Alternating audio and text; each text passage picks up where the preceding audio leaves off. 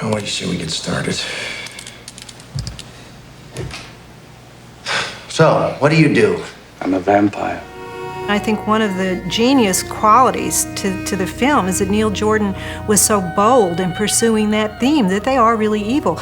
They do take life, and they do drink blood in order to survive, and they're kind of stuck with it. Once all of the characters become vampires in a way, you know, once Louis and Lestat establish their relationship, become vampires, they're kind of left squabbling through eternity, aren't they, in a way?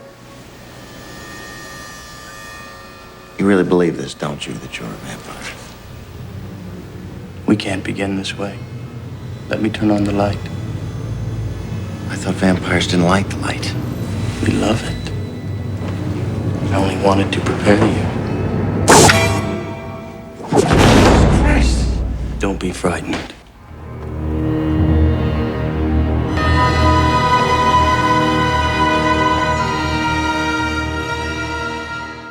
I was sitting one night in my office at home in Berkeley. I was completely unpublished and unknown, and it occurred to me, what if you could interview a vampire? What if you could get that vampire to sit down and tell you what being a vampire was like? What if he would tell you everything? What it was like to drink blood, whether or not he suffered a swoon when he drank blood, what it was like to be immortal. I just decided it would be fun to do it. So I wrote a short story called Interview with a Vampire, and I kept it for about 2 years.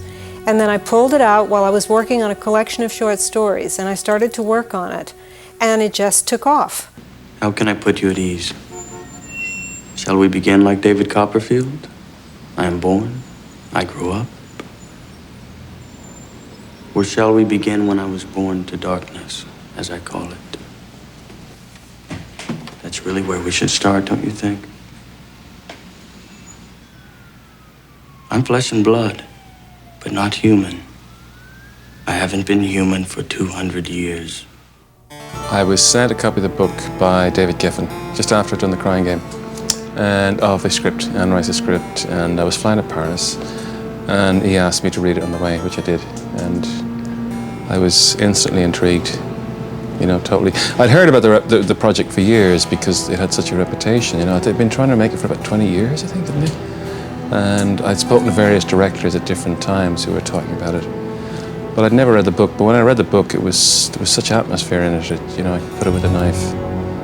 And I was about to do various other projects, and I kind of put them all on hold to do it. David Geffen really wanted to make it. That was the main thing. And David Geffen, as far as I know, became the real hero of Interview with the Vampire. He decided that he was going to get this thing made, and he was going to draw all the elements together. And I remember when he called me and asked me if I wanted to write the script, I was kind of frightened. It had been over 15 years since I'd written the book, and I didn't know whether I could re-enter this material. But then I thought, well, you know, this is a big opportunity. Go ahead, Anne, do this. You know, I use the books as a reference for me, and you know, you have to read them, especially Interview with a Vampire, because it's from Louis' point of view. You have to read it very carefully to find the clues to who Lestat is, and you know, his loneliness and his personal struggle.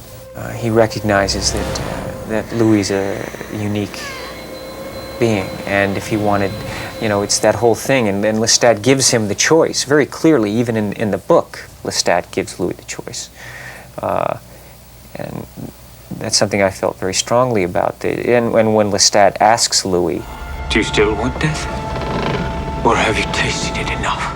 He's really asking Louis, "Do you still want to die? I mean, now you know you've come close to death. Is this what you want?"